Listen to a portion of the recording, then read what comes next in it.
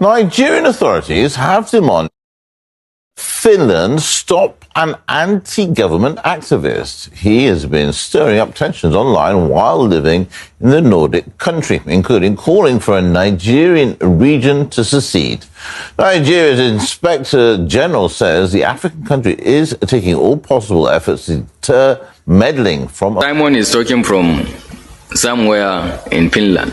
I'm sure our foreign ministry and the NIA are looking into these issues to see how it can be taken care of. It can be seen as an incitement, it can be seen as an work of somebody who wants to destabilize the nation and so forth. Now, he wields substantial influence online and has been known to stoke the flames of riots that have erupted in a number of Nigerian cities.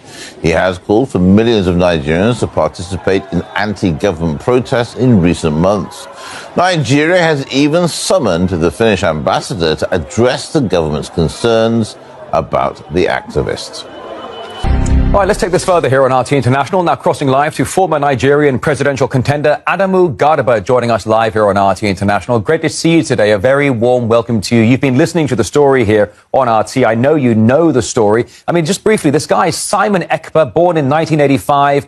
They say he's a Nigerian-Finnish lawyer and a political activist. He's accused of essentially running a separatist movement from his home in Finland. And Nigeria has demanded that Finland take measures against this activist. Why does the government see the activist as a threat, Adamu?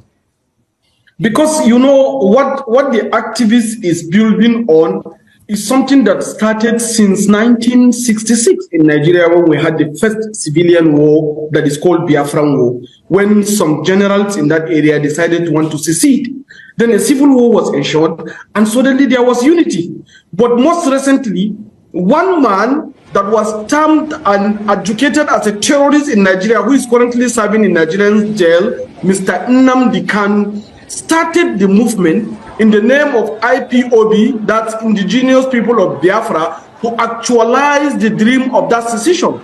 He was tamed, jailed currently in Nigeria. And suddenly you now have this man who is sitting in Finland, was able to leverage on social media platforms to continue to stir violence and encourage killings and destruction in that part of the country that have known no peace for so long time.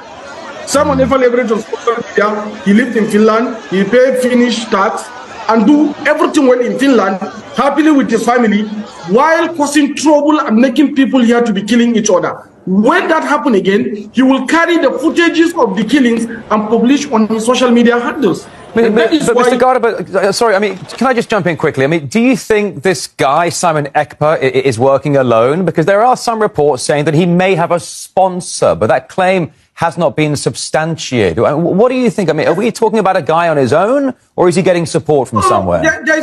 There is no way you will disconnect the wide-ranging network of this Biafra movement across the world. It is there. But one thing that surprises us is the fact that he is living in a self-acclaimed democratic country, a democratic model, Finland.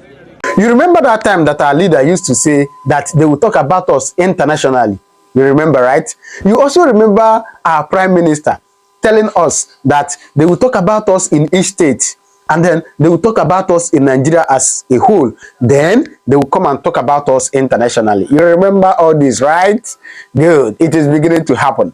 It is beginning to happen. Come and see how this international news called out Simon Ekpa. But the unfortunate thing is that they called out somebody who is our enemy to come and analyze the whole thing, all right? They called out an opposition, yes, to come and analyze Simon Ekpa. Of course, he spoke, or he will speak to the best of his knowledge and to the best of his interest. And that is what he has done in this video. He spoke to the best of his knowledge and best of his interest. As I used to always say, that most of those that are clamoring for one Nigeria are those who are in government and are benefiting from the federal purse. Of course, if you are benefiting from somewhere, you wouldn't want to stop benefiting, because they know that once this thing happens, no more. They won't benefit from anything else. They won't benefit. They will go back to their locals and probably become an ordinary person. Or even their people may even pursue them, because most of them are evil.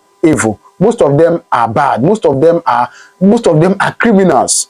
Yes. So actually, the man spoke to the best of his interest, and he was calling Simon Ekpa all sort of names. All right. So I'm going to show you this video. There are two different videos. Please watch it where they are calling out Simon Ekpa on international news. All right. So watch it. As I always say, if you're Biafran, thank God you're a Biafran. If you're Yoruba, if you're an Oduduwa, just thank God you are an Oduduwa person. All right. And if you're an Arewa person, also thank God and appreciate God for making you an Arewa person, because in common we are one. We are only being dragged and being dragged in the mud. All right. So, and that is what I think Simon Ekpa is fighting, and Mazina Kanu is fighting, for all of us to get a better life, for all of us to live to our expectation. It doesn't really mean that if Biafra breaks up, that other people will die or other people will perish. No, it doesn't really mean that if Biafra break up, that things won't work out for other nations or other neighboring countries. No, things will definitely work out for Oduduwa people.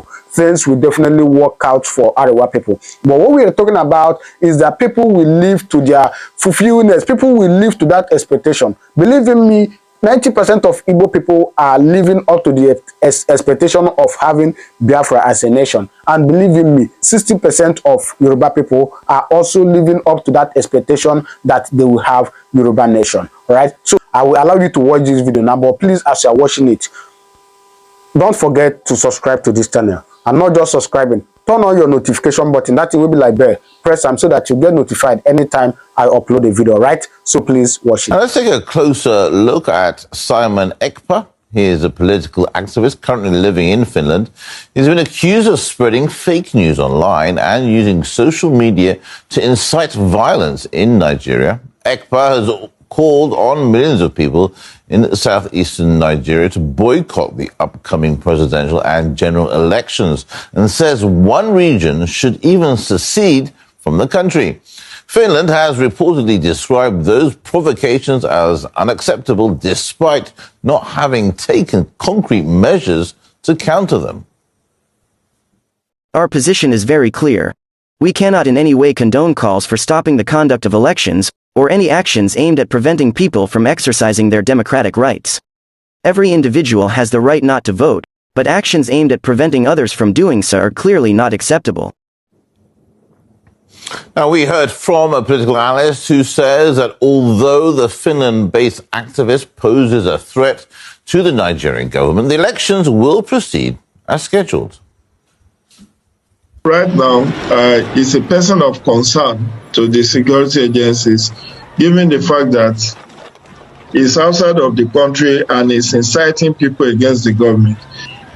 And this is not the first time he has been making similar threats, asking people not to go to work or every Monday of the week for some time now. His incendiary comments will be a threat on the peaceful conduct of election, but the police have said that they are on top of the situation. I don't think his threat is sufficient for the election to be postponed. As you all can see, the meetings and consultation with the members of the U.S. Congress continue to receive a desired attention. Our aim and objective is this multidimensional approach will at the same time be putting Biafra on the global stage, on the global discussion. We are not one with Nigeria, we are pulled apart. The ethnic diversity is a very dangerous one.